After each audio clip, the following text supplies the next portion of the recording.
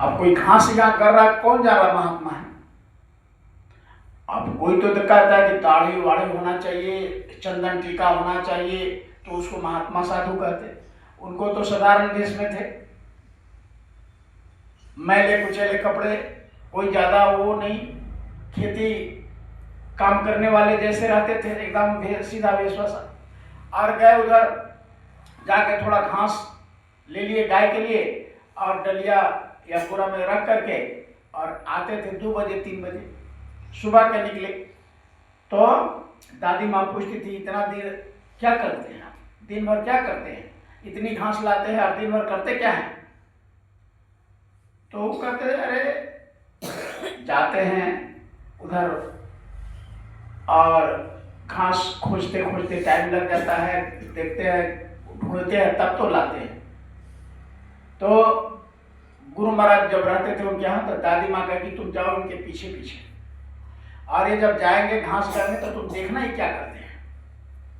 तो गुरु महाराज जाते थे पीछे से, तो करते क्या थे, दादा गुरु जाकर के इतना घास बस 10-15-20 मिनट में वो खोद लेते थे, काट लेते थे, अब बोरी में रख देते थे, और दिन भर पेड़ को छूते रहते थे ऐसे, इस पेड़ को छुआ, इस पेड़ को छुआ, इस पेड़ को छुआ, इस पेड़ को छुआ, जितना पेड़ उस क्षेत्र में था उनको पेड़ सबको ऐसे टच करते थे, छूते रहते थे। फिर क्या करते थे, दादा गुरु के कैसे नहर निकला है, यहाँ नहर बगल में देखिएगा नहर होगा, तो इसी तरह से एक पतला नहर वहाँ अलीगढ़ के चिरौली में दादा गुरु के गांव के बगल में। अब वहाँ इतना पानी में जा करके नाली, वो पानी बहता हुआ नहर है, जैसे नहर में पानी चलता रहता उसी तरह, तो उसमें पहले मछली, जहाँ भी पानी पहले वहाँ मछली होता था, अब तो सब खत्म हो गया, दवा लोग छिड़काव कर दिया, मछली सब खत्म हो गया। लेकिन पहले जहाँ पानी थोड़ा सा गड्ढा में पानी हो वहाँ भी मछली रहती थी, तो नहर में मछली सब, तो इतना पानी में ठेवना भर पानी में जाकर खड़े हो जाते थे, और 2 घंटा 3 घंटा कुल्ली करते थे, कुला करते थे दिन भर 2 घंटा 3 घंटा। तो ये सब छिप करके गुरु महाराज देखते थे और आकर दादी माँ को बताते थे कि करते क्या है।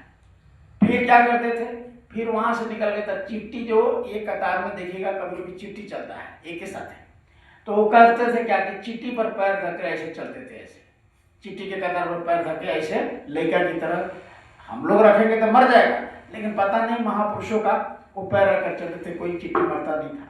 ये सब आकर के गुरु महाराज दादी माँ को बताते कि देखिए वो घास वास करते नहीं है, इतनी घास तो तुरंत कौन 10 मिनट पर खोद लेते हैं, काट लेते हैं। तो क्या करते हैं, तो क्या करते हैं, पेड़ को छूते रहते हैं, घूम घूम कर पेड़ को छूते रहते हैं। उसके बाद में इतना पानी में जा करके घंटों कुली करते हैं, चिट्टी के कतार पर चलते हैं, यही सब करते रहते हैं। जब इस बात को पता चला तो दादी माँ उनसे पूछी कि आप ये क्या करते हैं। कहा कि देखो आदमी समझाने से आदमी समझने से समझाने से नहीं समझता है, तो चाहते हैं कि इसी जीव पर, पेड़ पौधे पर दया हो जाए, चिट्टी पर दया हो जाए। और तो पानी में क्या करते हैं, पानी में कुल्ली करते हैं, तो मछलियां हमारे पैर पे चुभती है, मछलियां आकर, तो सबका जोनी बदल जाए। क्योंकि संत जिस चीज को, जिस जीव को छू देते हैं वो सब डायरेक्ट मनुष्य है। हम लोग भी पता नहीं किस जोनी से डायरेक्ट आ गए होंगे। देखो जो आदमी बात जल्दी नहीं समझता है, हरमुठा की तरह करता है, आप सीधे समझिए कि वो बैल जोनी से है या कोई जानवर जोनी से। कोई संत महापुरुष के संपर्क में आ गए, जिस गाय का दूध पी लेंगे उसका जोनी बदल जाएगा, जिस पेड़ को छू देंगे वो मनुष्य ही पाल लेगा, जिस जीव जंतु में छू जाएंगे मनुष्य ही पाल लेंगे। तो दादा गुरु कहते थे कि कुल्ली करते हैं तो मछलियां पैर के, बेचारे सबका जोनी बदल जाएगा, पता नहीं मछली बनकर कब तक वो पानी में रहेगी, तो अब जीवन बदलेगा, मनुष्य बन जाएगा। तो इस तरह से करते। एक बार क्या हुआ कि घास खोद कर लाए, इतनी गट्ठर बना करके माँ, और कांख में दाब कर ऐसे ले आए और पटक दिए। तो गुरु महाराज और एक दादा गुरु के लड़के के बड़े नाम क्या था, सुदर्शन शर्मा, जो किताब नहीं पढ़ते थे गुरु महाराज के बगल में, वो दोनों दौड़ कर गए घास को उठाने के लिए। तो दादा गुरु ने कहा, रुको रुको रुको, ठीक से खोलना, ठीक से खोलना। तो कहे क्या है? अरे ठीक से खोलो, आराम से खोलो। तो धीरे से खोला तो उसमें सांप है। तो गुरु महाराज पूछे, तो आप जब जानते थे कि इसमें है सांप, पहले कह रहे कि ठीक से खोलना, तो जब जानते थे तो क्या है इसको लेके आए? तो कह रहे आदमी समझता नहीं है तो इसी को बांध के लिया, कम से कम इसका जोनी बदल दिया जाए। जैसे आप रात में कितना देखे कि नहीं, कितना मोटा है, देखे है कि नहीं कल के पास। तो दादा गुरु ने माथा पर लेके आए थे, उसमें सर्प। तो गुरु महाराज पूछे, तो इस तरह से दादा गुरु सत्संग गांव गांव में नहीं करते थे, वो बड़ा छुप कर रखते थे। तो गुरु महाराज कहते थे कि ये सब क्या करते रहते हैं? कहे कि तुम्हारे लिए जीवों को त्याग कर रहा हूं, एक ऐसा वक्त आएगा कि ये सत्संग इतना बढ़ेगा कि संभाले नहीं समझेगा। तो गुरु महाराज को जब देकर गए ये दौलत की तुम बांट देना, तो गुरु महाराज ने हाथ जोड़े थे कि नहीं, हमको ही मत दीजिए, बहुत मेहनत का काम है, लोगों को समझाना, सत्संग में बैठाना।